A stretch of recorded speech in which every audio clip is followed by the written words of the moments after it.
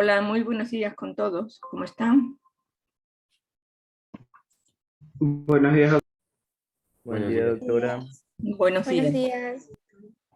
Bueno, hoy día pues vamos a tener la última clase que terminamos muy preocupados por este nuevo variante y el rebrote de la pandemia. Estamos bastante preocupados por nuestro profesor Guido Rodríguez, que está en cuidados intensivos en el Hospital Rodríguez Zambrano.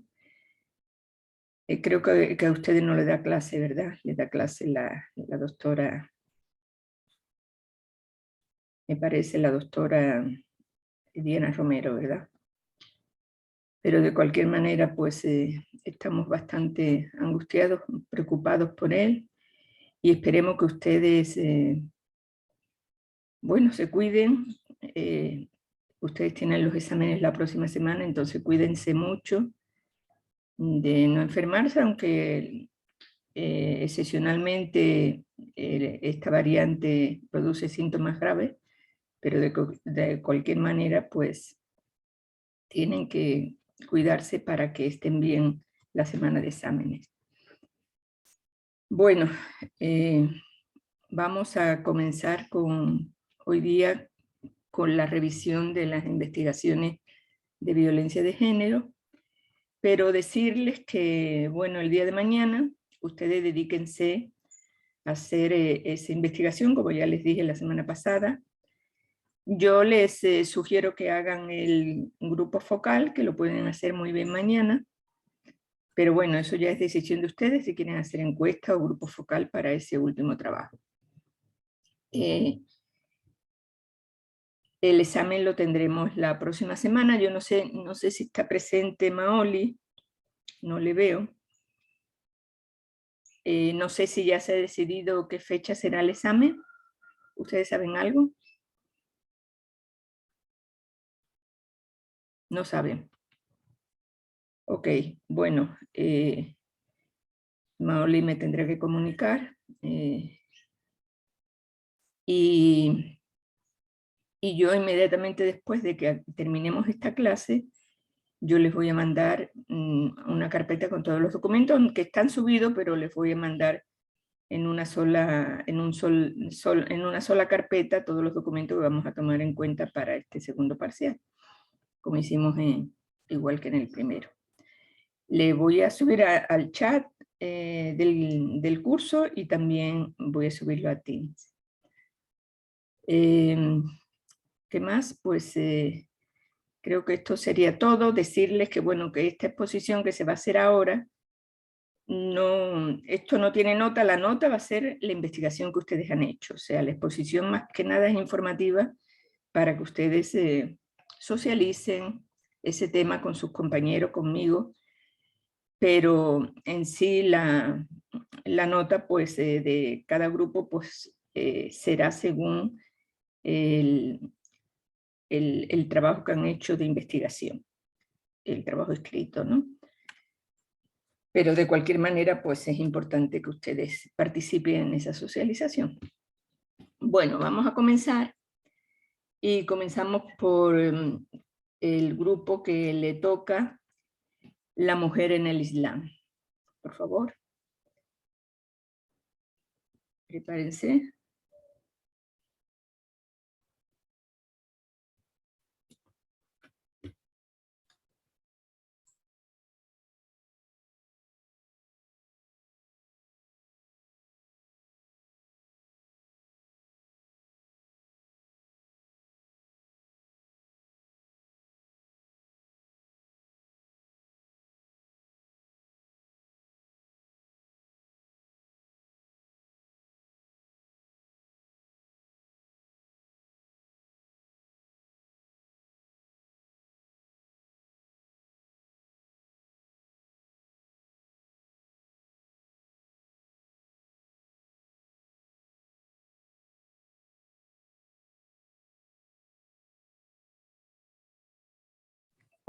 Ya, ok, buenos días con todos.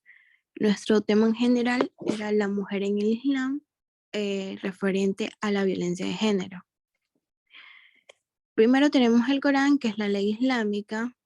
Este aquí consta de 114 capítulos de longitud desigual que fueron reveladas a Mahoma a través del arcángel San Gabriel entre los años 610 y 632, periodo que se denomina periodo mecano.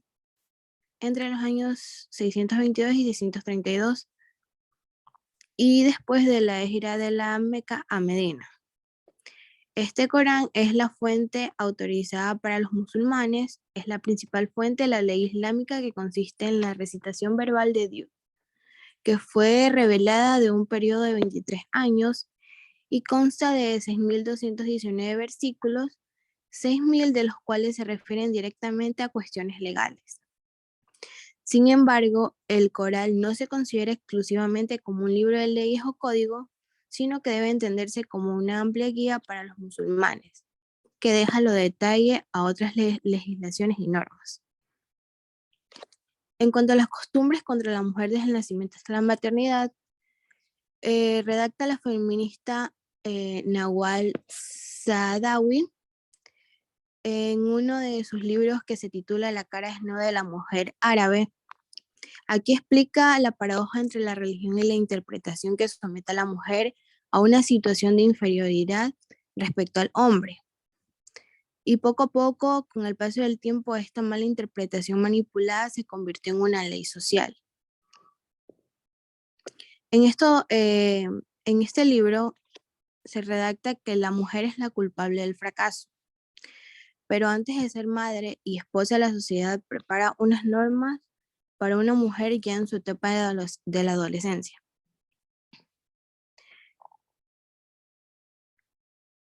Ok, y un imán egipcio llamado Sheikh al-Albani escribió un libro de la mujer del Islam explicando cómo debe vestirse una mujer musulmana.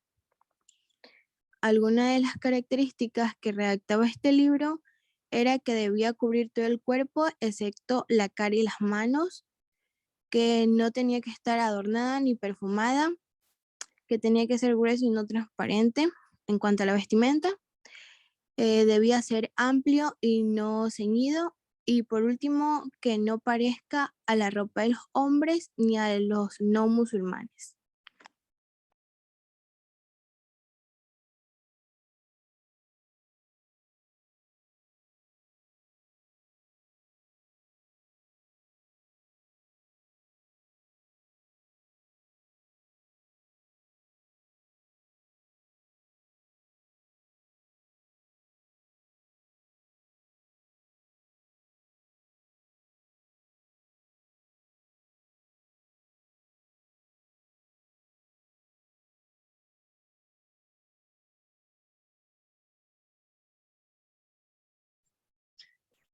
Diferentes tipos de violencia de género. Según el UNDO, en sus siglas en inglés, que es el Organismo de Naciones Unidas para sus programas de desarrollo, los 10 peores países para ser mujer son Afganistán, República Democrática del Congo, Irak, Nepal, Sudán, Guatemala, Malí, Pakistán, Arabia Saudita y Somalia. Como se puede ver, hay 3 países no musulmanes entre ellos, y de los 7 musulmanes solo hay 2, Irak y Arabia Saudita, son árabes. Existe una ley básica que insiste en el control y la importancia de la autorización del varón para todas las actividades de los sauditas. Pueden desempeñar fuera de la casa e incluso dentro. Dicha ley dice que para ir al trabajo, la mujer tiene que hacerlo en taxi o contratar un chofer. Para viajar no puede salir del país sin permiso. Para salir a la calle debe estar acompañada por un varón adulto. Para visitar a un médico o ser intervenida quirúrgicamente, puesto que los doctores varones no pueden tocarla, tiene que ser consultada por una mujer médico. Para conducir, este país es el único en el mundo que prohibía a la mujer ponerse al volante. De este modo, el Estado con sus leyes intenta controlar a la mujer en cada paso, y con la separación entre ambos sexos, la mujer saudita vive en una sociedad e incluso en un universo femenino. Su contacto con el mundo masculino en casa es con los hombres de su familia y más tarde el marido y la familia política. Más abajo, por favor.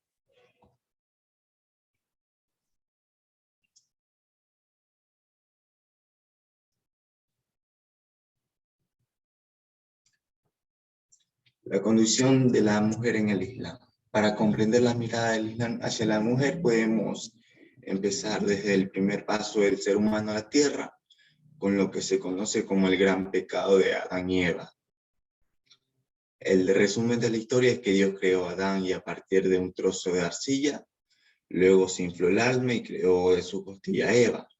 Los dos vivían en el paraíso donde podían comer las frutas excepto las del árbol prohibido. Y la advertencia que si lo hacían estarían pecando. No existe la idea de que las mujeres son castigadas con sufrimiento durante el embarazo o que los hombres son pecadores como Adán. Pero el Islam, solo ellos fueron los culpables, Adán y Eva, y los hijos no asumen las culpas de sus padres.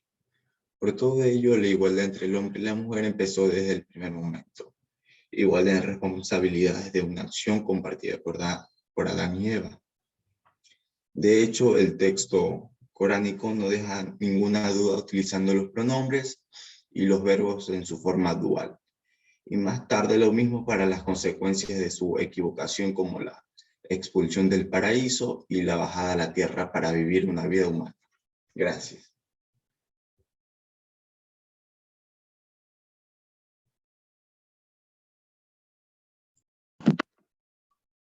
La mujer en el Islam. Existen muchas tradiciones de Mahoma que relatan historias de mujeres que la Se le oye muy bajito, por favor, acérquese un poco más al audio.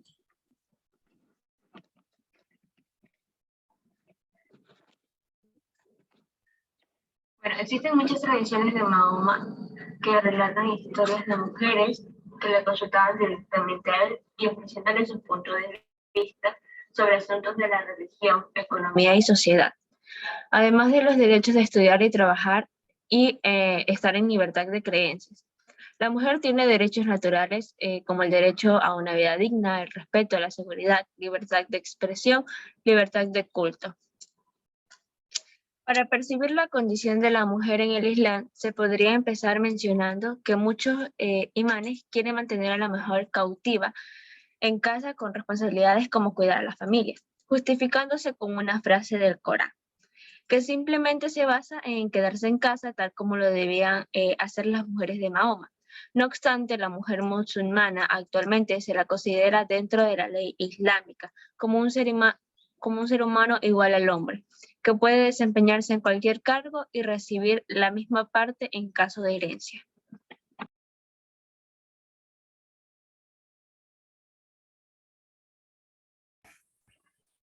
Bueno, a continuación las cualidades y defectos de la mujer que fueron considerados y que para algunas personas todavía de la región musulmana son aspectos que la mujer debería tener, mientras que otros consideran que la mujer ya no debería tener. Como por ejemplo, la mejor esposa es la más polífica, es decir, la más estéril que puede procrear una gran cantidad de hijos. La mujer estéril es un deshonor para su marido. La mujer no puede acrecentar el honor de la familia, salvo dando a luz a un hijo varón, pero puede hacer que el honor familiar disminuya o se pierda. La mujer es deficiente en inteligencia. Su testimonio vale la mitad que el del varón. La menstruación es un mal, un defecto que no les permite rezar ni ayunar durante sus periodos. No saludar a una mujer, se recomienda que no saludar a una mujer. Una mujer no puede saludar a otra mujer porque puede estar en su periodo de menstruación y al tocarla, esta quedaría impura. La presencia de la mujer es funesta para el hombre. Puede invalidar la oración ritual. La mujer es imperfecta, pero su marido tiene que tomarla para obtener beneficio de ella. La mujer goza de la capacidad de dominar a los hombres a causa de la excitación sexual. El hombre no debe dejar la autoridad familiar en manos de una mujer, más bien está obligado a educarla mediante la contradicción. Para la mujer es un mérito rezar en la casa, solo los hombres pueden rezar en la mezquita. La mujer está exenta de participar en la guerra santa. El matrimonio es gran bien aconsejado a las mujeres para obtener la salvación. Si no se puede casarse, el musulmán deberá ayunar. Si el marido está satisfecho de una mujer, éste va al paraíso. La ingratitud hacia sus maridos ha conducido a muchas mujeres al fuego.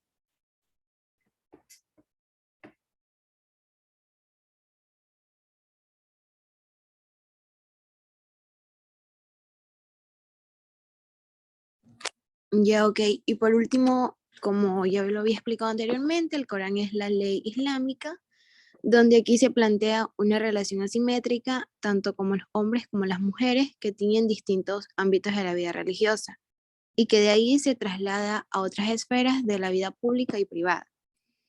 Este de aquí establece pautas muy específicas acerca de las mujeres en varios pasajes dedicados al matrimonio. Más abajo, por favor.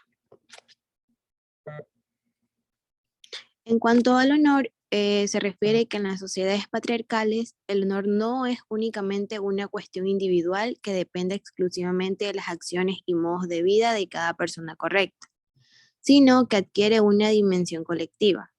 En ocasiones es toda la familia o el clan que es honorable o resulta deshonrado, en función al comportamiento de cada uno de los individuos que integran al grupo. En cuanto a la virginidad, esta está muy estrechamente vinculada al honor, tanto a los contextos islámicos como en otros entornos culturales en los que prevalecen concepciones patriarcales muy conservadoras sobre la mujer y el matrimonio. Y por último, el velo, ya se ha dicho que en el Corán no prescribe específicamente llevar velo, sino que se recomienda a las mujeres de modo general que se vistan con recato. Con consiguiente, cada país islámico interpreta a su manera cómo han de vestir las creyentes.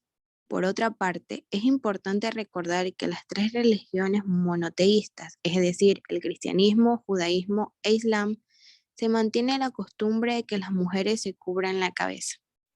Gracias. Bueno, como hemos visto, pues en muchos países árabes, donde existe pues realmente la política y la religión está sumamente relacionada, pues el rol de la mujer y la vida de la mujer pues se hace muy difícil. Ustedes han visto que el Corán prácticamente es neutro, no dice nada en contra de la mujer como tal, pero las interpretaciones del Corán son las que hacen que haya habido otras leyes, otras costumbres, y desde tiempos ancestrales pues la mujer es considerada al servicio del hombre, un objeto. Por eso los hombres tienen harenes de 30 o 40 mujeres. Por ejemplo, miren ustedes el rey de Arabia Saudí, que el rey, bueno, el del año 1950, les digo que tenía 35 esposas, y al final pues tuvo como unos 500 nietos, y esos son los herederos de Arabia Saudí. Ustedes saben que Arabia Saudí es el país más rico del mundo en petróleo. Entonces ahí los herederos hombres son los que son los príncipes, los que tienen más dinero. Las mujeres no, bueno, pueden vivir bien, pero son las princesas prácticamente viven como encarceladas. En Afganistán y en Irán, pues miren ustedes lo que está pasando ahora mismo en Irán y en Afganistán, que ahí está la educación, ahí no es permitida a las mujeres, los colegios pues son solo para hombres. Entonces la situación de la mujer en los países árabes pues tiene distintos niveles en función del país, pero realmente pues tiene mucho más atrasados los derechos y la igualdad con respecto a los países occidentales.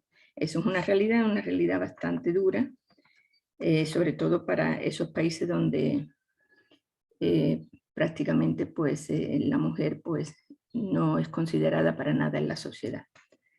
Bueno, vamos a seguir eso. Les dejo a ustedes para que sigan leyendo sobre todo lo que pasa en Afganistán, en Irán, en Arabia Saudita. Vamos a ver ahora la trata, el tráfico y la desaparición de mujeres y de niñas en ese entorno de la violencia de género.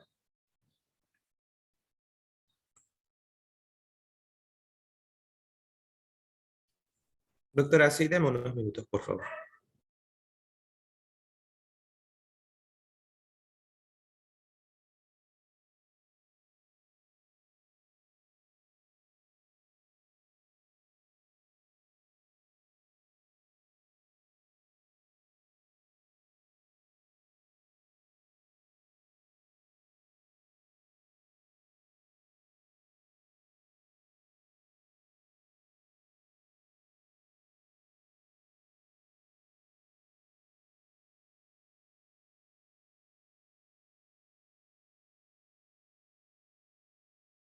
Listo, sí se ven las diapositivas.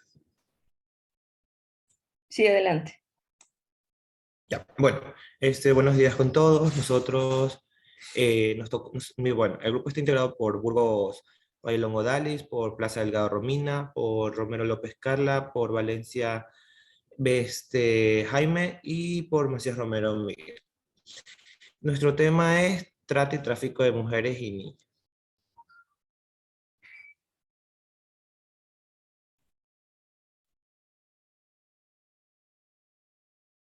Bueno, les voy a hablar un poco del concepto del tráfico y trata de mujeres y niños. La trata es una grave violación de los derechos humanos y una forma de esclavitud que además constituye un delito lucrativo que genera alrededor de 1.500 millones de dólares al año. Es un beneficio ilícito en todo el mundo. Las víctimas de trata de personas, tanto con fines de explotación sexual como fines de trabajo doméstico, son mayoritariamente mujeres y niños, lo cual se traduce como una vulneración a los derechos humanos que sería altamente penalizado y que se puede decir que está guiado a las mujeres. Es una forma de violencia que está basada en lo que sería género. Los factores que pueden desencadenar estas son pobreza, desempleo, falta de acceso a los servicios básicos, la pertenencia étnica o racial, podrían ser conflictos armados, entre otros. El primer instrumento que definió internacionalmente la trata de personas fue el protocolo para prevenir y reprimir las acciones de la trata de personas, especialmente de mujeres y niñas. No obstante, también dicho protocolo contenía un énfasis como tipo político criminal, sobre todo en la protección de víctimas, ya que tenía sus orígenes en lo que sería crímenes transnacionales. Bueno, también de acuerdo a las Naciones Unidas, la trata de personas es el tercer negocio más lucrativo a nivel mundial, después del tráfico de armas y de lo que sería el tráfico de drogas. También por otra parte existía un protocolo que es el protocolo de las Naciones Unidas para prevenir, reprimir y sancionar lo que sería la trata de personas.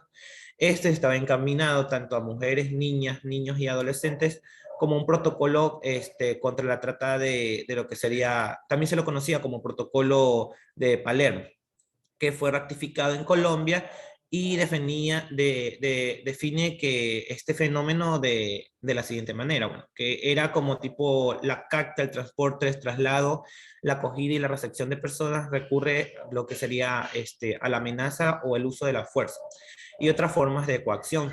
El rapto, el fraude, el engaño, el abuso de poder y de las situaciones de vulnerabilidad o a lo que sería la concesión o recepción de pagos y beneficios para obtener el consentimiento de una persona que tenga autoridad sobre otra con fines tanto de explotación como de abuso. Esto también en este protocolo se definía a la trata de personas con 3 elementos, que sería el elemento de acción, que es la captación, transporte, traslado, acogida o lo que sería recepción de una persona; el medio, que sería lo que se utilizaba como tipo de amenaza o el uso de fuerza o otras formas de coacción. En este caso también entraba lo que era el rapto, el fraude, el engaño, el abuso de poder o de una situación vulnerable. Y por último teníamos lo que era la finalidad de explotación, que esta podría ser tanto prostitución o otra forma de explotación, ya sea de trabajo forzado, de servicio forzado, incluso también podría ser de esclavitud, ya que esta práctica análoga era un tipo de captación. También habían ciertos casos que se captaban niñas con el fin de extraer sus órganos. Entonces, en esta parte entraba eso.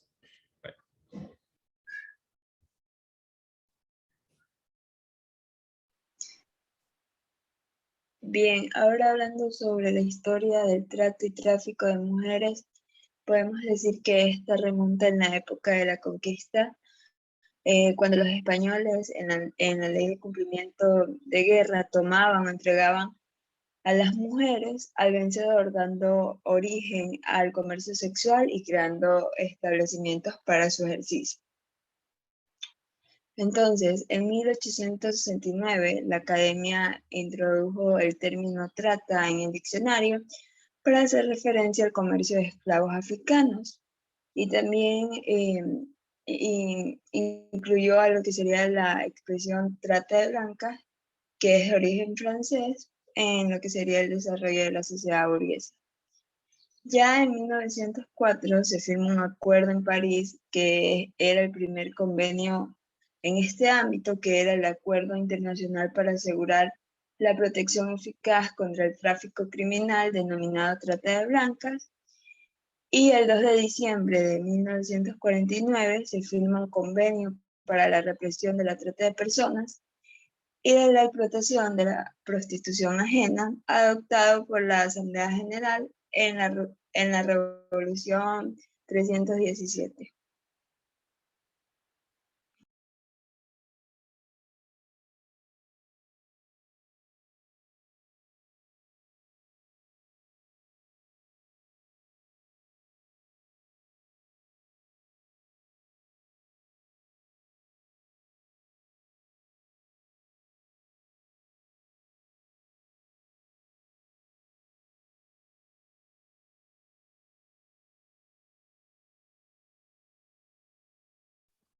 Ya bien, según el informe global de la UNODC, menciona que más del 83% de las víctimas de trata de personas son menores de edad. Un informe que nos parece verdaderamente importante de destacar, puesto que con este punto de partida podemos tomar como referencia que los menores de edad son la víctima más visible para las personas que se encargan de esta violación. También es importante rescatar que del total reportado del 83, o sea, el 83% de sobrevivientes de trata de personas son mujeres y un 17% se trata de hombres. Por eso se afirma que la trata en Ecuador tiene rostro de mujer.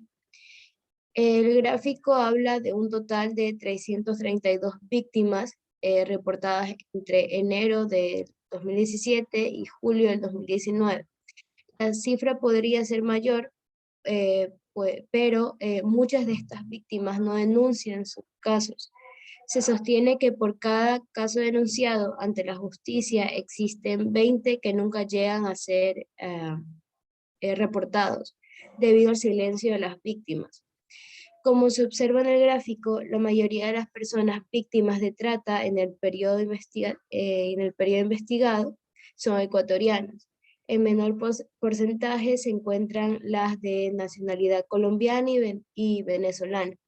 Usualmente en este tipo de trata se da el reclutamiento por medio de engaño y la seducción, aunque también es en menor proporción se puede dar a través de raptos o secuestros para trasladar a la fuerza de las víctimas e iniciarlas contra su voluntad en actividades sexuales con fines comerciales.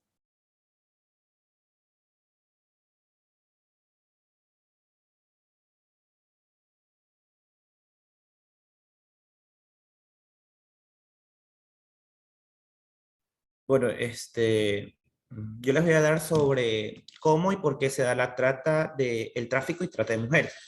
La trata de personas se ha convertido, como ya sabemos, en un negocio lucrativo. Pero, ¿cuáles son las causas fundamentales de la trata de personas o qué significa las causas en este caso? Bueno, las causas fundamentales tienen un origen o razón que tienen este resultado en lo que es la acción de este negocio ilícito.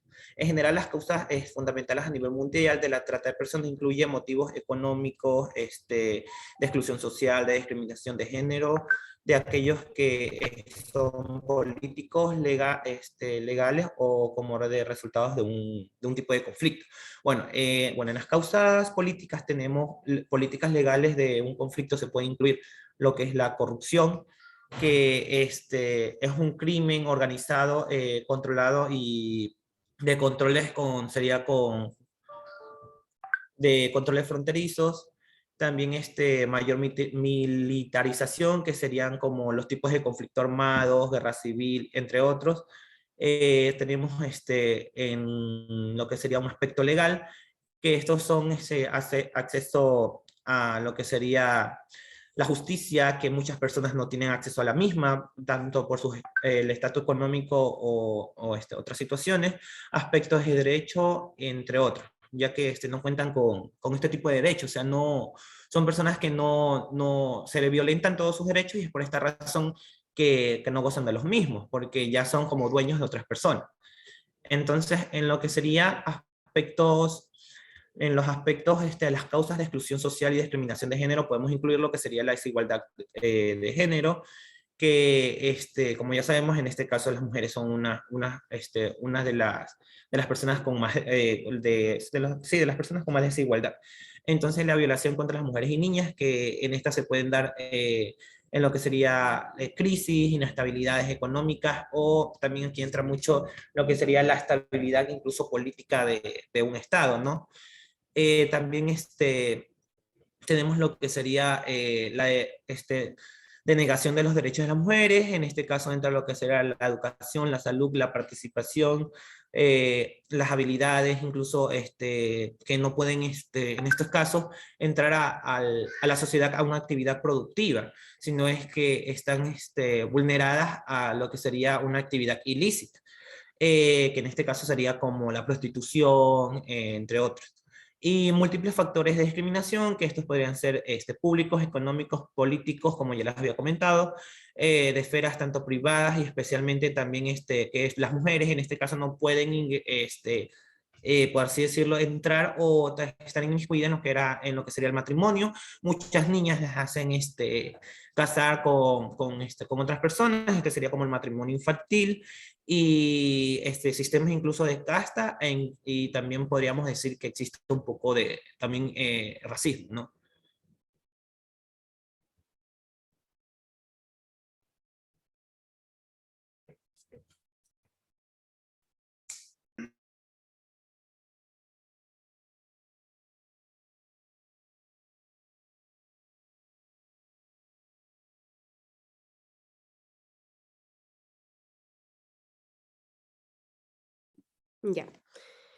Ya, consecuencias de la trata y tráfico de mujeres y niñas.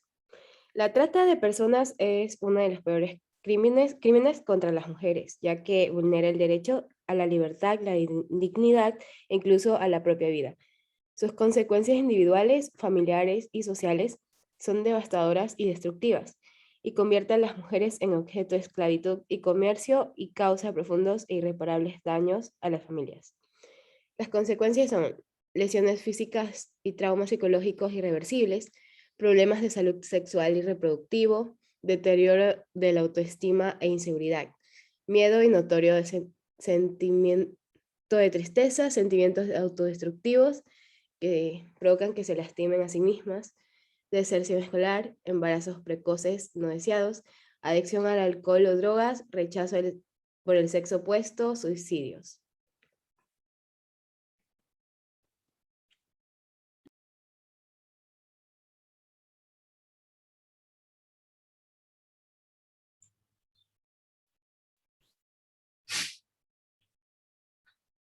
Bueno, con esto creo que han terminado, ¿verdad? Falta una diapositiva. Ah, ya. Ok.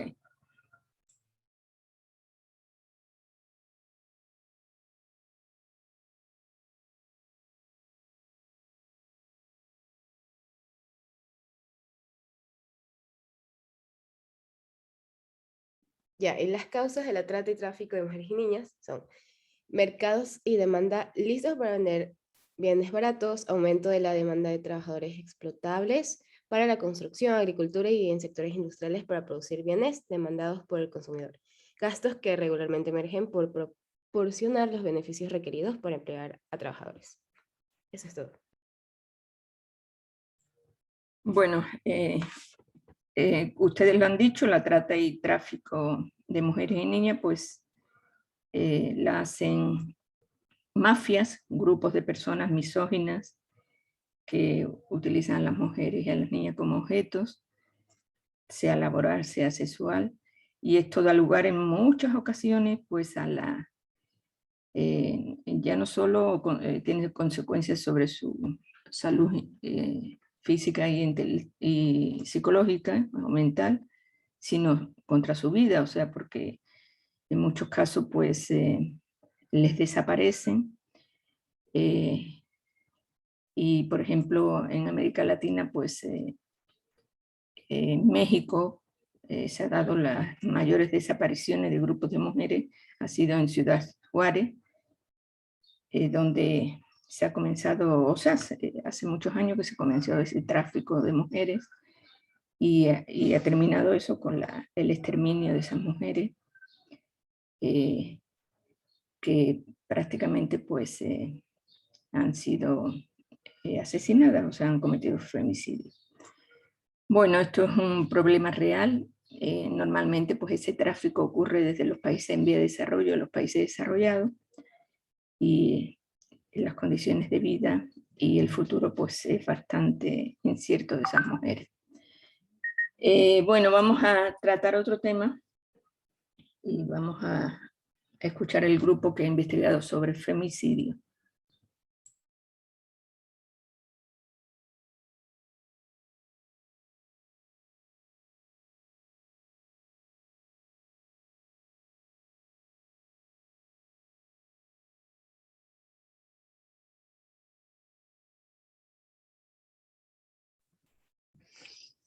Muy buenos días con todos. Nosotros somos el grupo número 2. El tema del cual vamos a hablar es sobre el femicidio.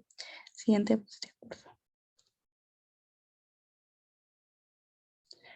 Bueno, primero antes de todo, nosotros terminamos preguntándonos qué significado tiene la palabra femicidio, de dónde proviene esta dicha palabra. La palabra femicidio está formada por raíces latinas y su significado, según la Real Academia Española, es asesinato de una mujer a manos de un hombre por machismo o misoginia. ¿Qué es misoginia? Es el desprecio o el odio hacia las mujeres. Este término fue creado por la famosa antropóloga y feminista Marcela Lagarde, la cual defiende esta palabra como el conjunto de delitos de esta humanidad, que reúnen ya sean los crímenes, secuestros, desapariciones de mujeres y niñas, ante un colapso institucional. Al hablar de estas definiciones, nosotros podemos imaginarnos qué motiva a los hombres para cometer estos delitos, ya sea el odio o el desprecio o el simple hecho de sentir placer al privar de la vida cuando sienten que las mujeres son de su propiedad. Siguiente diapositiva. Bueno, con lo que acabo de decir podemos tener claro cuál es la importancia de este tema, ya que este tema es tan relevante e importante porque, como dije anteriormente, sin duda alguna trae un desequilibrio social y alimenta a la desigualdad de género que siempre ha existido, lo cual hace que como sociedad no avancemos y vivamos estancados en un descontento que, sin pensarlo dos veces, esto causa más caos y desgracias, los cuales van a afectar hasta la familia y hasta el mismo hombre.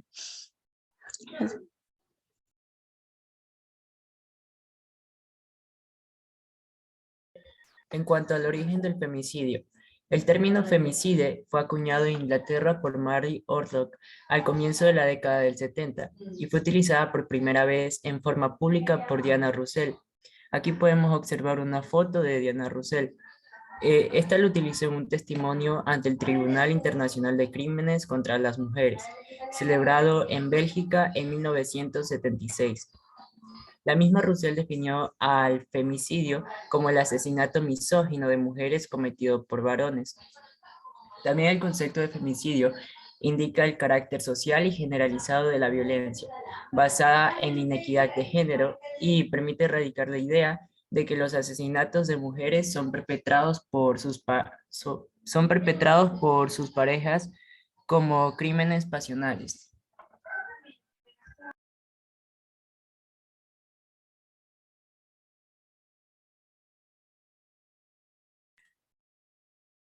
Los tipos de femicidio. La creación de tipos de femicidio y tipos de asesinato de mujeres es fundamental en este campo para comprender el distinto alcance de violencia que los hombres ejercen sobre las mujeres. Asimismo, los tipos de femicidio que se produzcan deberían ser atendidos por políticas distintas en prevención y sanción de estas prácticas. A continuación tenemos los siguientes tipos de femicidio. Encontramos el femicidio íntimo, que sería el asesinato cometido por un hombre con quien la víctima tenía o había tenido una relación o vínculo íntimo, es decir, pudo haber sido el marido, exmarido, novio, exnovio o amante. El femicidio no íntimo. Este sería aquel asesinato cometido por un hombre desconocido, con quien la víctima no tenía ningún tipo de relación, tal vez en el contexto de alguna agresión sexual, que culmina en el asesinato de una mujer a manos de un extraño. Está el femicidio familiar, que sería el asesinato que se produce en el contexto de una relación de parentesco entre la víctima y el victimario. Este parentesco puede ser por consanguinidad, afinidad o adopción. El femicidio infantil. Este sería el asesinato de una niña hasta los 14 años de edad, cometido por un hombre en el contexto de una relación de responsabilidad, confianza o poder. El femicidio por prostitución. Este es el asesinato de una mujer que ejerce la prostitución, cometido por uno o varios hombres. En este tipo también entran los casos en los que él o los victimarios asesinan a la mujer, motivados tan solo por el odio y la misoginia que despiertan en estos la condición de prostituta de la mujer. El femicidio por trata. Esta es la muerte o el asesinato que se produce en una situación de sometimiento y privación de libertad de la mujer víctima, la cual se encuentra en una situación de trata de personas. El femicidio por tráfico. Este es el asesinato de la mujer víctima que se produce en una situación de tráfico ilegal de migrantes. El femicidio como crimen internacional, que, bueno, este puede ser utilizado en el ámbito de derecho internacional y los estados serían los responsables política y jurídicamente por dichos crímenes. Este, a su vez, se puede subdividir en otros tipos, como lo son el femicidio como crimen de guerra, el femicidio como genocidio y femicidio como crimen de lesa humanidad. También encontramos al femicidio lesbofóbico o transfóbico, que en este se comete el asesinato de una mujer tan solo debido a su orientación sexual. Y por último, el femicidio racista, que se comete por odio contra los rasgos étnicos de una mujer.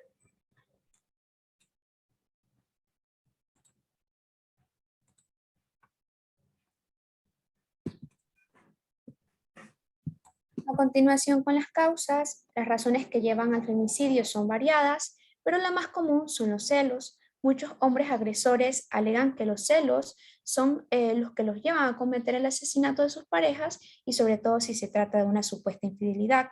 La segunda causa que lleva al hombre a perpetrar este delito es la decisión de su pareja de separarse, lo que no es aceptado por su agresor y es un motivo que influye en su comportamiento para tomar esa decisión impulsiva de eliminarla sin medir las consecuencias de sus actos. La adicción a las drogas y al alcohol también se cuentan como causantes de la violencia del hombre hacia la mujer. El consumo de estas sustancias en hombres con comportamientos hostiles e irritables, suele hacerlos más propensos a involucrarse en acciones violentas, provocando reacciones desmedidas de euforia y agresividad, sin tener el control sobre la medición de los riesgos que sus actos pueden provocar. Otro motivo es el machismo. En la sociedad actual todavía existe un fuerte arraigo de la población masculina a creer que son superiores a las mujeres, lo que conlleva a la discriminación y el maltrato constante que regularmente termina en femicidio.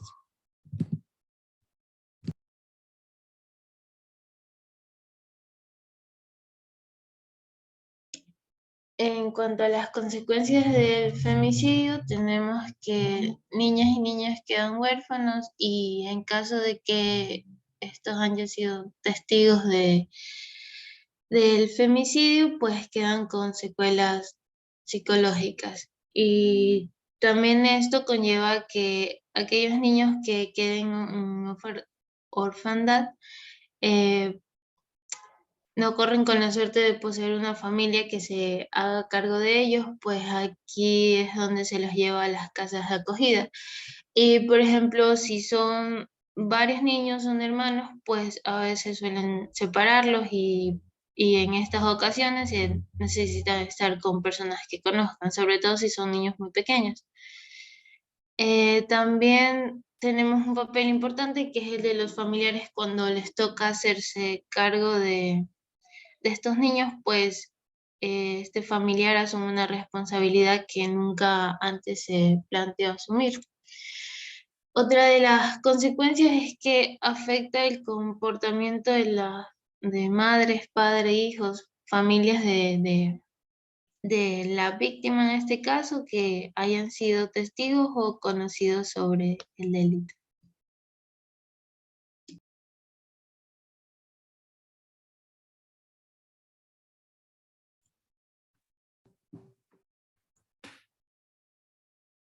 Muy bien. Como referencia al femicidio tenemos las estadísticas a nivel nacional e internacional que queremos dar a conocer. En cuanto a las estadísticas a nivel nacional, tenemos que los casos de femicidio en el Ecuador, según la Comisión Ecuménica de Derechos Humanos, alrededor del año 2016 y 2017 se presentaron cifras alarmantes, en el cual en la costa se registraron alrededor del 55% en el año 2016 y el 53% en el año 2017 de casos de femicidio. En la sierra se dio un poco más bajo, al 39% y al 41%. Y aún más bajo fue en el oriente, que tenemos un 6% entre los dos años, 2016 y 2017. Además, si nos vamos por provincias, 5 ocupan los primeros lugares, que son Guayas, Pichincha, Manabí, Azuay y Los Ríos, que presentaron cifras alarmantes de lo que es el femicidio en esa época.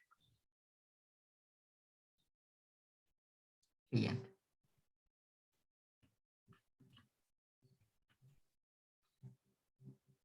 Muy bien. A nivel internacional, podemos ver que el femicidio en Latinoamérica presenta cifras alarmantes, a base de lo que fue una investigación del Instituto Latinoamericano de Derechos Humanos y la ONU de Mujeres, cuyas cifras arrojan incrementos en algunos países, como lo que podemos ver ahí, El Salvador, que registró alrededor de 345 casos, República Dominicana 77, Argentina 125, podemos ver Ecuador con 45 casos no más, Perú con 55, Chile con 45, otros con 329 y el más alarmante que es Brasil, que ocupa la primera posición con 543 casos, ocupando así el primer lugar de ranking de femicida entre los países latinoamericanos. Muchas gracias. Bueno, decirle que hay algunos datos imprecisos. La causa del femicidio nunca es por celo. La causa del femicidio siempre es por machismo, relación desigual de poder donde el hombre quiere llevar el control. Siempre el femicidio es consecuencia del machismo. Los celos, la separación de la pareja, la adicción a alcohol y droga, algunos de esos pueden ser desencadenantes, pero no son causas.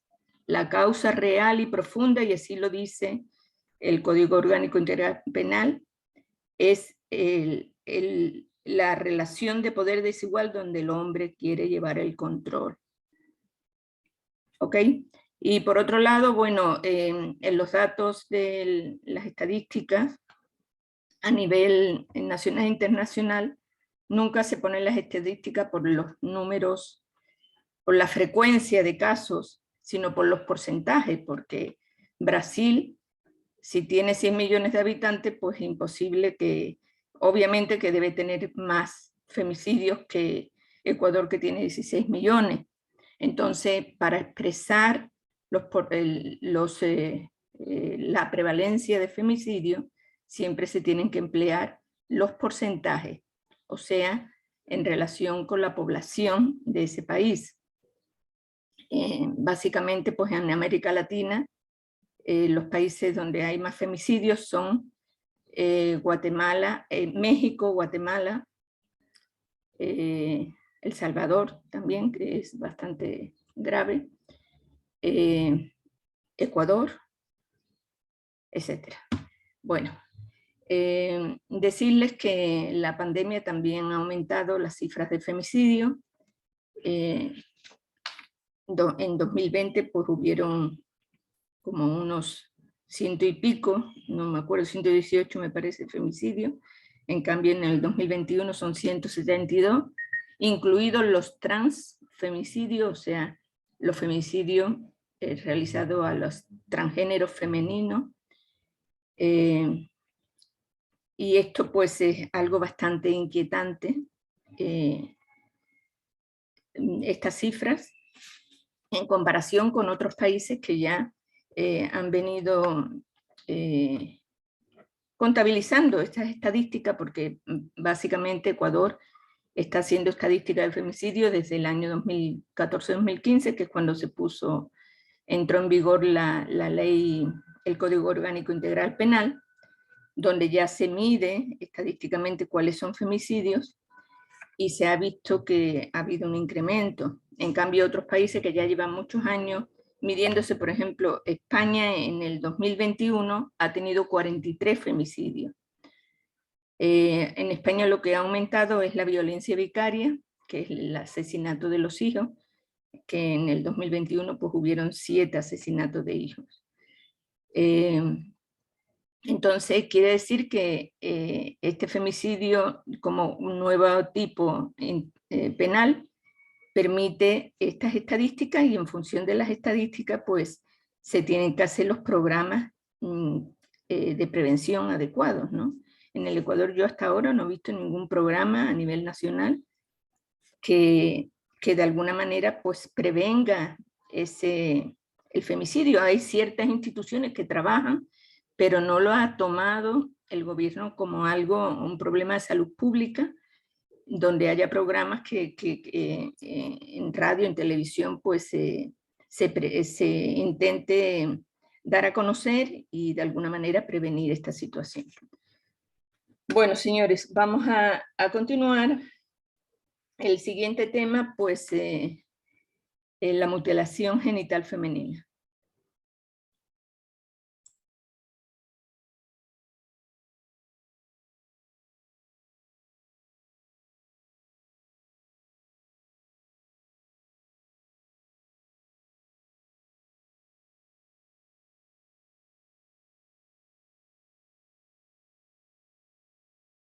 ¿Se puede observar el documento?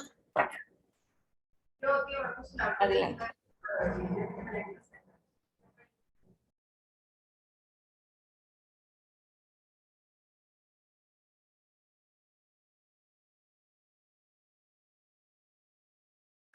Sí, se ve el documento, disculpe una pregunta. Siga adelante. Ya.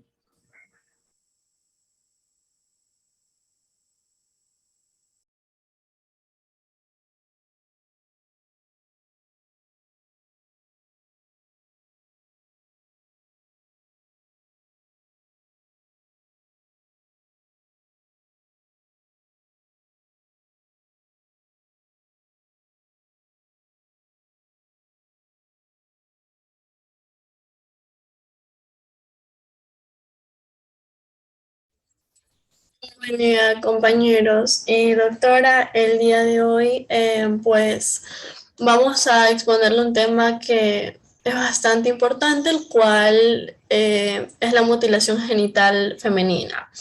Los integrantes de mi grupo son Chue Franco Belén, Ramos Cuenca Priscila, Vega Belis Steven, Velastegui Rivadeneira Sofía y quienes habla Macías de Mera Maol. Iniciamos por la parte de la introducción. Bueno, en podemos mencionar que la mutilación genital nos va a presentar sin duda un acto de violencia de género directo por los principios y derechos humanos que son otorgados a la mujer. Bueno, esta práctica es atentada contra la integridad directamente física y psiquiátrica de las mujeres y de las niñas. Este es un aspecto que la cultura logró imponer sobre la mujer al sufrimiento de una alteración, tanto como lesiones, extirpaciones parciales o total de sus órganos genitales, cuyo fin tradicional es la castidad de mujeres, reprimiendo y controlando la sexualidad y los miembros femeninos de su cultura, religión o creencia. Las mujeres que gozan los derechos humanos, las mujeres gozan los derechos humanos, los cuales van a permitir a una autonomía corporal, la cual llega a ser libre de elección de sus creencias y del sentido de pertenencia cuando pertenece como tal a una cultura, que llegan a como perder este tipo de derechos en ciertos países o localidades como tal.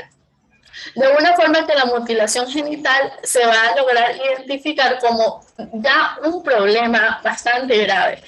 Antes que una práctica, usualmente que la practicaban en niñas y mujeres, debe de existir un conocimiento básico en las razones y los métodos de estas en las cuales se logran identificar que básicamente es una violación de género, marcando aquí un cambio colectivo en la perspectiva de la valoración de las tradiciones por encima de la libertad sexual de las mujeres.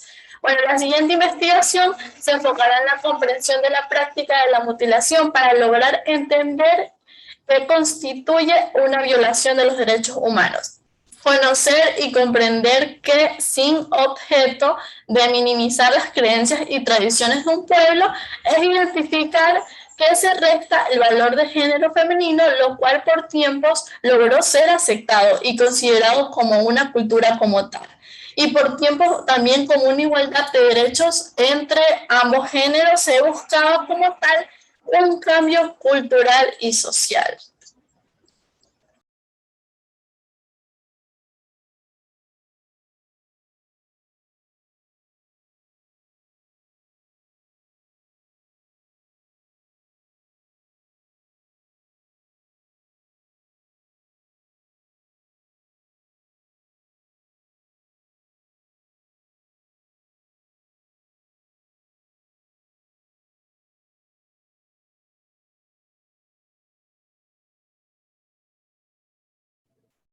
Bueno, ahora vamos a presentar lo que son los tipos.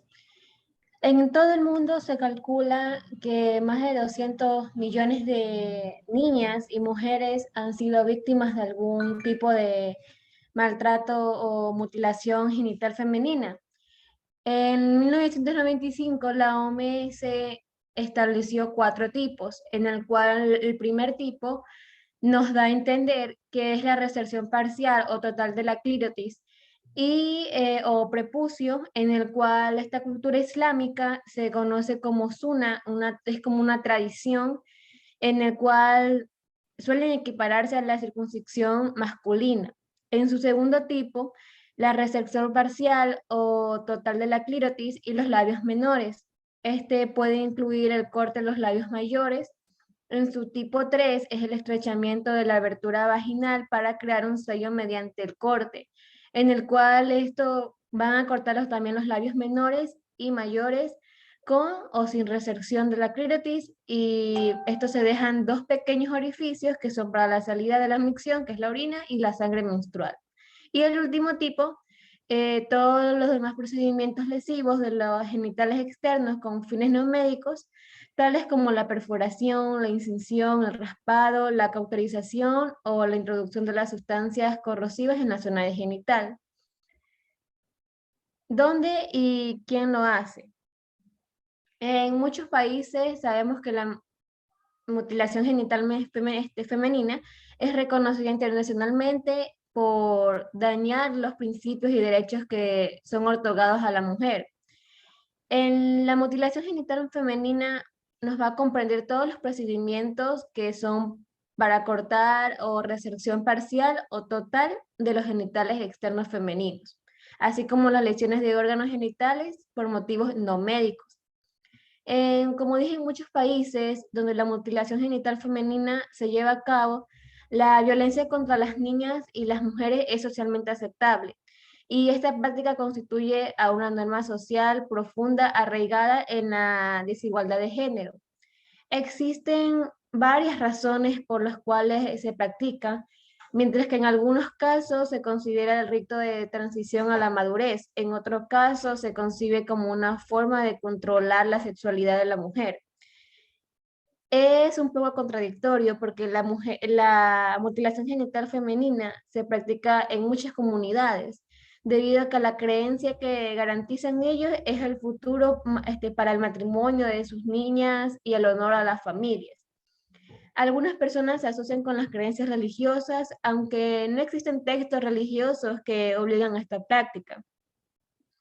Es como así, esto se practica en 29 países del África, en algunos del Oriente Medio, y también se encuentran en huellas asiáticas como Indonesia, Malasia o otras partes de India.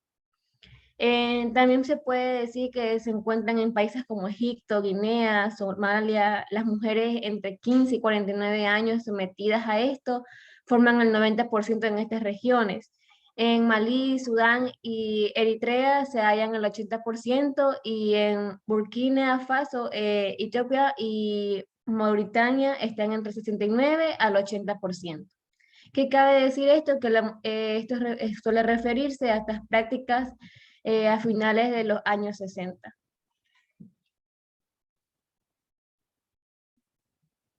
Bien, ¿el desde cuándo y por qué se practica? Se tiene que un origen histórico-cultural sobre la mutilación genital femenina se remonta desde hace mucho tiempo atrás. Según algunos testimonios, se encuentran los vestigios en el Antiguo Egipto, que se lo consideraba como circuncisión faraónica. Y más tarde, obviamente, en la antigua Roma, al periodo al que se podría atribuir también la aparición del término infibulación, aplicada a los esclavos jóvenes de ambos sexos, a los violadores jóvenes y a las esclavas mujeres jóvenes, para impedirles las relaciones sexuales y los embarazos. El por qué se practicaba, eso ya tiene un trasfondo cultural en el cual la mujer tenía que ser sometida tanto en su libre elección. No podía tener la autonomía corporal y la decisión de tener su propia sexualidad. Era comprometida valorativamente sobre la integridad del hombre. Incluso en muchas tradiciones se tenía que, para casarse, una mujer, al ser entregada a su futuro esposo, tenía que someterse a esta mutilación para poder ser considerada digna de, en ocasiones, no en todas, poder ser digna de cierta parte de la herencia o ser considerada misma parte esencial de la familia. Porque en muchas ocasiones era un rito de iniciación para la mujer adentrarse en esta sociedad en la cual su vida implicaba ser sometida por el hombre o por la pareja que iba a ser su esposo. En conclusión, es importante reconocer que una sociedad debe ser consciente del dolor de los demás. Pugnar por la erradicación de la mutilación genital femenina, pues ya sabemos que es una práctica cruel y horrorosa. No debemos permitir el dolor de nuestras mujeres por prejuicios absurdos. Debemos de tener empatía por nuestra comunidad, ponernos en los zapatos de esas mujeres y entender que nadie merece sufrir por ningún motivo, dado que generalmente la mutilación genital femenina se da por los órganos externos de la mujer. Obviamente esto implica demasiadas consecuencias en la salud y obviamente un dolor inimaginable. El mundo debe estar claro de que ciertas costumbres ya atentan contra la integridad, y estamos en un mundo de modernización que somos conscientes que tanto el hombre como la mujer deben tener derechos, que no se les denigre física ni psicológicamente. Es necesario que cambiemos nuestra percepción en torno a la mutilación genital femenina como algo lejano y minoritario. El problema es un problema del que todos somos responsables, visibles en nuestro entorno, no tan raro ni tan lejano y sobre el cual podemos influir y debemos hacerlo detectando y ayudando a las mujeres que por desgracia ya fueron sometidos a una mutilación y para las que disponemos de múltiples alternativas, incluida la cirugía reconstructiva. Está en nuestras manos intervenir activamente para evitar que se siga cometiendo este tipo de violencia de género hoy en día. Debemos proteger a las niñas en riesgo de mutilación y actuar de forma sanitaria, declarando las situaciones de riesgo e incluso denunciando el delito en caso de llevarse a cabo en niñas residentes o nacidas en nuestro país. No más niñas mutiladas. Y esto fue todo por nuestra parte de la presentación de nuestra investigación. Muchas gracias. Bueno, como ustedes han escuchado, pues actualmente en el mundo hay 200 millones de mujeres que han sufrido mutilación genital y muchísimas que sufren diariamente este problema. En América Latina, el único país que utiliza ese ritual, esa costumbre ancestral, es Colombia, en una etnia de Colombia. Bueno, decirles que normalmente son las madres quienes hacen esa práctica, son las madres o personas de la comunidad que ya conocen, pero se hacen con instrumentos a veces sin desinfectar, producen infecciones, producen problemas problemas de infecciones de vías urinarias recurrentes, problemas en el parto, incluso muertes de los recién nacidos, y sobre todo pues producen problemas psicológicos en la mujer. Como esto es una costumbre ancestral, es muy difícil, las costumbres ancestrales son muy difíciles de erradicar. Entonces la UNICEF pues, y la OMS pues llevan programas, sobre todo en África, en Mali, en Somalia, que son los países que tienen un porcentaje más alto, donde se da educación a las madres, sobre todo porque se utilizan, o sea, se practican en niñas, en la adolescencia, entonces la educación tiene que estar dirigida a las madres y a la comunidad, a la familia en general. Y realmente pues se ha visto poco a poco, en unos 20 años sí se ha visto una disminución, una pequeña disminución, pero realmente pues se sigue practicando en todos esos países que hemos visto, ¿no? Realmente pues es denigrante para la mujer y muchas mujeres que no quieren someterse a esa práctica pues huyen de sus aldeas y se van, pues, migran a otros países, ¿no? Bueno, señores, ese es el tema, un tema bastante duro. Vamos al último tema que vamos a exponer hoy. Bueno, si ustedes quieren exponer más, ya es cuestión de ustedes. Ya les preguntaré cuando terminemos este último tema. Yo les dije, vamos a exponer 5 temas. Vamos a hablar sobre feminismo. El grupo que le corresponda, por favor.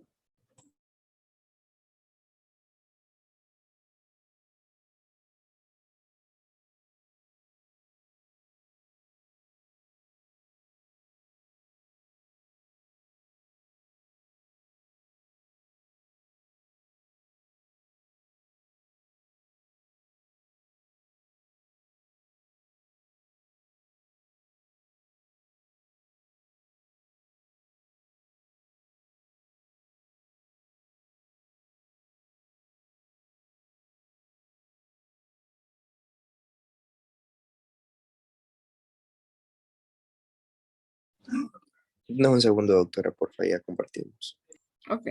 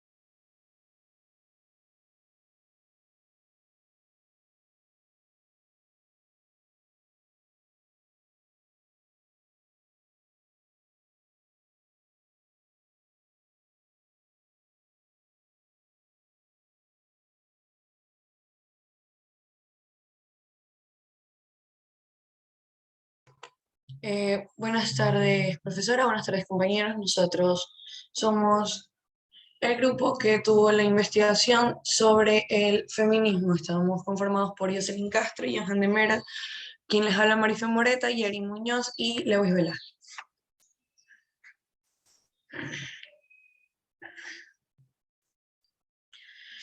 Para empezar, necesitamos definir qué es el feminismo. Actualmente se constituye como una corriente de pensamiento que reúne un conjunto de movimientos e ideologías, tanto políticas como culturales y económicas, que buscan lograr la equidad de género y la transformación de las relaciones de poder entre ambos sexos. Es un movimiento social cuyas características principales son solidaridad, percepción específica de la realidad, ruptura y capacidad de producir. La solidaridad se va a dirigir a promover o impedir cambios sociales. La percepción de la realidad va a cuestionar las ideas normativas y reglas sociales que suponen una desventaja para las mujeres. El feminismo como tal es un movimiento político y social, una teoría política y perspectiva filosófica que postula el principio de igualdad de los derechos de la mujer y el hombre. El feminismo va a luchar en sí por un reconocimiento de las mujeres como sujetos humanos y de derecho, que sostiene que ningún ser humano debe ser privado de ningún bien o derecho a causa de su sexo. Etimológicamente, aunque el feminismo pueda parecer bastante obvio, en realidad tiene una connotación bastante distinta. La palabra del feminismo proviene del francés feminisme. Feminisme es el nombre que el estudiante de medicina Fanny Delacour utiliza en 1871 para su tesis doctoral y lo había definido como la feminización que sufren los hombres que padecen tuberculosis, según la investigación que realizó. Ellos a veces perdían sus características sexuales secundarias y adquirían algunas femeninas. Entre estas se presentaba que les dejaba de salir barba, crecimiento de los senos, entre otras. Luego, el hijo de Alexandre Dumas usaría el término de manera negativa en un panfleto publicado en 1872, donde se denominaba el hombre-mujer a los hombres que iban a apoyar la lucha sufragista y de igualdad de derechos de las mujeres francesas. De este modo, este señor decía que de este modo este señor manifestaba y posteriormente sería reivindicado por la sufragista Hubertine Anclor en 1880, nombrando el movimiento de manera total como un motivo de lucha social y política para las mujeres. La palabra en sí fue recogida por primera vez en el DRAE en su edición de 1914. Bien, hablando un poco sobre la historia, el feminismo en la historia, un poco sobre sus antecedentes históricos, decimos que cuando Guillermine de Bohemia planteó crear una iglesia de mujeres, las mujeres participaron en los grandes acontecimientos históricos de los últimos siglos como el Renacimiento, la Revolución Francesa y las revoluciones socialistas, pero en forma subordinada. Luego nacieron las sufragistas, que si bien los principios del iluminismo proclamaban la igualdad, esta práctica demostró que esta no era extensible a las mujeres. Aunque en general sus líderes fueron mujeres de la burguesía, también participaron muchas de las clases obreras. En 1848, convocada por Elizabeth Cady Stanton, se realizó en una iglesia de Seneca Falls el primer congreso para reclamar los derechos civiles de las mujeres. Una vez acabada la guerra civil, se concedió el voto a los negros pero no a las mujeres, lo que provocó una etapa de duras luchas. En Argentina, desde sus comienzos, las luchas de las mujeres por sus derechos se dividieron en una corriente burguesa y en otra de tendencia clasista y sufragista. Pero las mujeres adquirieron un rol relevante en la escena política argentina, recién con la figura de María Eva Duarte de Perón, quien promovió en 1947 la Ley de Derechos Políticos de la Mujer. Al final de la Segunda Guerra Mundial, las mujeres consiguieron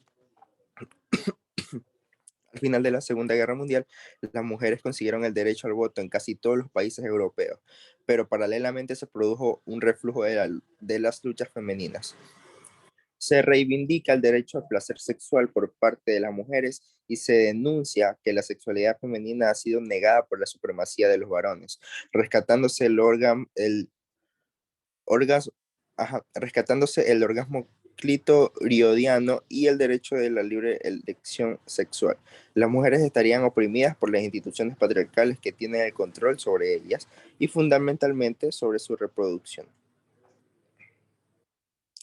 Muy bien. Los feminismos del siglo XXI. La falta de paradigmas alternativos en la sociedad global después de la caída del muro de Berlín también afectó al feminismo, observándose una significativa desmovilización de mujeres, en especial en el hemisferio norte. En los 80, uno de los mitos más cuestionados que constituye también una crítica a cierto feminismo de la diferencia es el de la naturaleza única y ontológicamente buena de la mujer, prevaleciente en las décadas de los 60 y 70. En América Latina, más allá de las múltiples diferencias y matices entre las corrientes internas, puede esquematizarse un feminismo más institucionalizado, en donde las mujeres se agrupan dentro de ONGs y en partidos políticos, y un feminismo más autorizado y radicalizado. ¿Quiénes fueron las precursoras del feminismo? La lucha de la mujer comienza a tener finalidades precisas a partir de la Revolución Francesa, ligada a la ideología igualitaria y racionalista del iluminismo y las nuevas condiciones de trabajo surgidas a partir de la Revolución Industrial. Olimpia de Gouges, en su Declaración de los Derechos de la Mujer y de la Ciudadanía, afirma que los derechos naturales de la mujer están limitados por la tiranía del hombre, situación que debe ser reformada según las leyes de la naturaleza y la razón. Flora Tistán vincula las reivindicaciones de la mujer con las luchas obreras. Eso en cuanto me tocó a mí, ahí mi siguiente compañero. Hablando de las 4 Rs feministas, debemos saber que una manera fácil y tradicional para visualizar el proceso de la lucha continua de las mujeres es la ubicación de los acontecimientos en una línea de tiempo que se puede basar en estas 4 olas históricas. La primera es la ola de la Ilustración, que se originó durante la época de la Revolución Francesa, donde las mujeres se cuestionaron los privilegios masculinos, afirmando que no son una cuestión biológica y o natural. En este momento el movimiento aún no se planteaba como feminismo. Luego viene la ola liberal sufragista, donde el feminismo apareció por primera vez como un movimiento internacional y que poseía una identidad teórica. Durante esta ola es que con grandes esfuerzos se va a conseguir el derecho al sufragio en 1918, cuando en Inglaterra el voto se regula para las mujeres que eran mayores de 30 años y poseedoras de una propiedad. Luego viene la ola de la liberación sexual, donde el lema de que lo personal era político se buscaba llamar la atención sobre la opresión que vivía la mujer, incluso en el ámbito privado. Esta ola hacía referencia al profundo y generalizado cambio ocurrido durante la segunda mitad del siglo XX en diversos países occidentales, donde se desafiaron códigos tradicionales relacionados con la concepción de la moral sexual, el comportamiento sexual humano, las relaciones sexuales y el concepto que tenían de la mujer en todos los ámbitos personales relacionados con lo mencionado de manera anterior. Y luego viene la ola de la sororidad.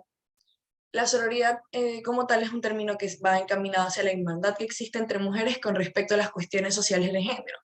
Sororidad parte del latín soror, que significa hermana, y es un neologismo que se emplea para mencionar la solidaridad que existe entre mujeres, especialmente en las sociedades patriarcales.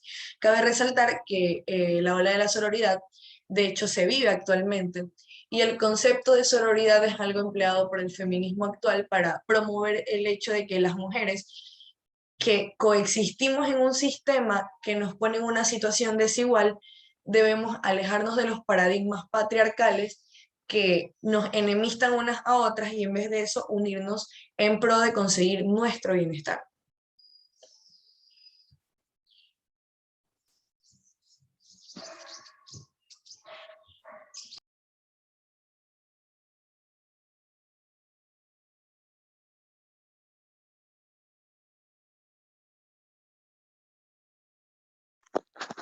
Ok, ahora hablando un poco sobre los 4 análisis de la teoría feminista, vamos a tener que Montserrat Dehesa detalló la existencia de 4 categorías de análisis de la teoría feminista. La primera categoría de análisis que vamos a tener es la del orden patriarcal. El patriarcado se entiende como una institución en virtud de la cual una mitad de la población, es decir, las mujeres, se encuentran bajo el control de la otra mitad. En este caso, los hombres. En esta categoría se pone a la figura del padre como el jefe de todo, desde las relaciones más pequeñas hasta las más amplias. La segunda categoría de análisis es el género. Es una construcción social que se basa en el conjunto de ideas, creencias y representaciones que generan las culturas a partir de las diferencias sexuales, las cuales determinan los papeles de lo masculino y lo femenino. La teoría de género la expresan de manera certera las feministas radicales de finales de los 60 y principios de los 70 del siglo XX. La tercera categoría de análisis es la identidad de género, donde el género femenino se construye a partir del antagonismo con el hombre desde la debilidad, servicio y ser para otros. En contraparte, el género masculino es considerado el modelo de lo humano y como tal se le atribuye lo que es la fuerza y el poder.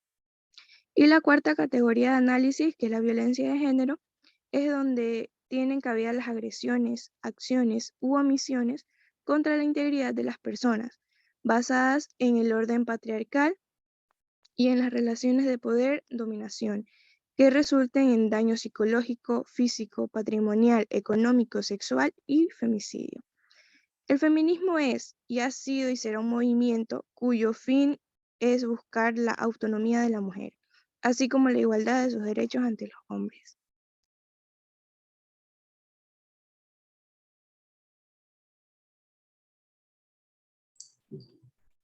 En el pensamiento crítico tenemos que el feminismo es también un pensamiento crítico. Sus objetivos de transformación obligan a actuar en el terreno de las ideas a fin de subvertir arraigados códigos culturales, normas y valores, así como el sistema simbólico de interpretación y representación para aparecer normas de comportamiento o actitudes sexistas, que privilegian lo masculino y las relaciones de todo el poder parcial. En este contexto, el feminismo desarticula los discursos y prácticamente tratan de legitimar la dominación sexual desde la ciencia, religión, filosofía o la política. El feminismo aporta al conjunto de la sociedad un prisma singular desde el que analizar y ver el mundo, porque las mujeres constituidas en sujetos activos cuestionan e interrogan a la sociedad y a ellas mismas sobre lo que son, lo que hacen, sobre la organización social y el mundo que les rodea. Realizan de este modo un proceso colectivo de reinterpretación de realidad, de elaboración de nuevos códigos y significados para interpretar. En el impacto del feminismo en la sociedad tenemos que el feminismo llevó importantes cambios en la sociedad, incluyendo el sufragio femenino, el empleo igualitario, el derecho a pedir divorcio, el derecho de las mujeres de controlar sus propios cuerpos y decisiones médicas, como el controvertido tema de la interrupción voluntaria del embarazo, entre otros.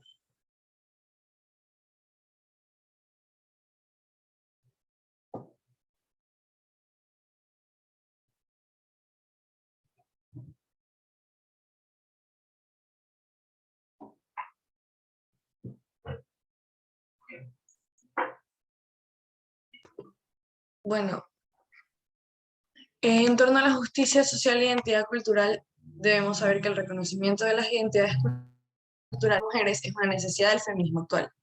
Las ataduras de las tradiciones culturales se ven fuertemente arraigadas en las mujeres, quienes históricamente han sido colocadas en el lugar de transmisoras de valores.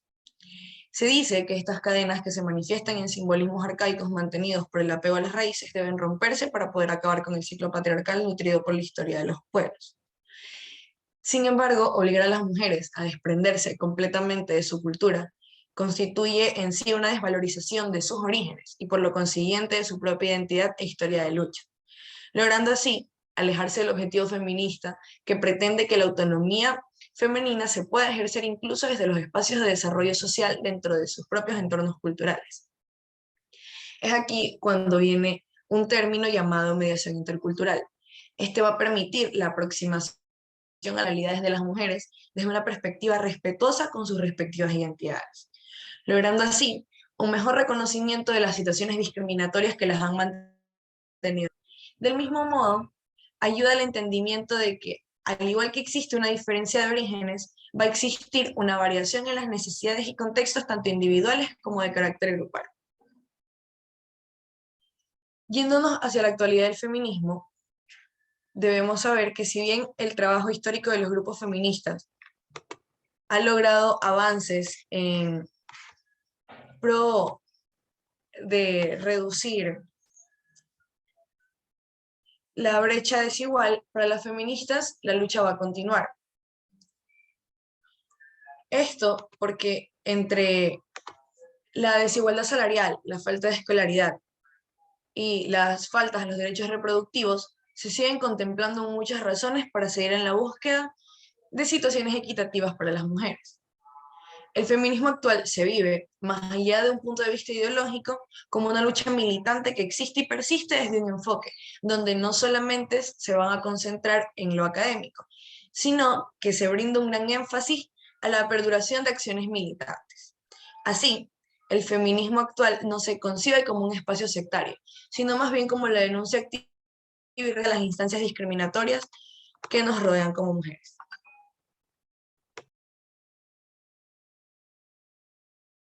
Gracias.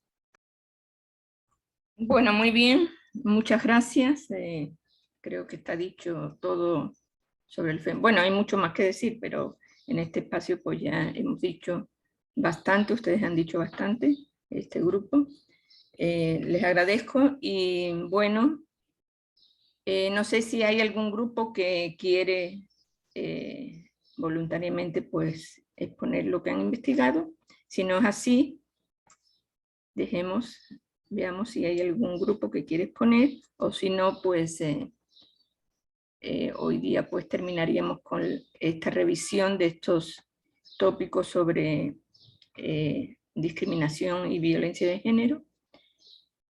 Y decirles, se me había olvidado anteriormente indicarles, por favor, si alguno de ustedes tiene alguna tarea pendiente, que por interno se comunique conmigo pues para hacer una tutoría y ponerse al día sobre esa tarea. Aprovecho que todavía se encuentra presente Maoli Macías para preguntarle si ya está decidido la fecha del examen. Ustedes han hablado o han decidido qué día quieren el examen la próxima semana. Sí, doctora, el día miércoles 26 del presente mes. Miércoles 26, ¿a qué hora? A la hora de clases, doctora, para que no interfiera con su horario. O sea, 8 de la mañana. Ok. Sí.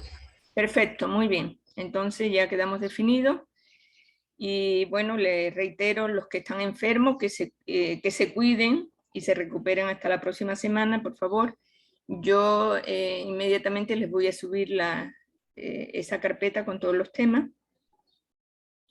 Y el día de mañana, pues les recomiendo que hagan ese grupo focal para terminar la tarea que está pendiente. No sé si tienen algún comentario o alguna observación. Si no es así, pues me despido. ¿Para cuánto va a ser el tiempo que nos va a dar para el examen? El tiempo es una hora.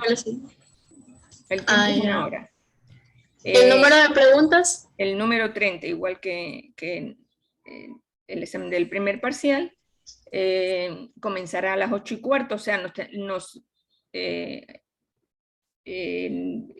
o sea, entraremos al aula a las 8 y a las 8:15 ya se abrirá el examen, yo les daré las instrucciones y estaremos pendientes para que no haya problema con ninguno de ustedes, y comenzará el examen a las 8:15 hasta las 9:15. ¿Ok? Listo, doctora, gracias. Bueno, gracias a ustedes y cuídense mucho. Hasta el próximo día. Y bueno, les agradezco todo el periodo que hemos tenido. Yo creo que ha sido importante la materia, más que nada para inculcar principios y valores, que va a ser muy importante para su futuro como profesionales. Muchísimas gracias a todos y cuídense mucho. Hasta el lunes, hasta el miércoles, perdón. Gracias, doctora. Muchas gracias, doctora. Doctora, igualmente. Doctora. Voy a hacer. Gracias a ustedes.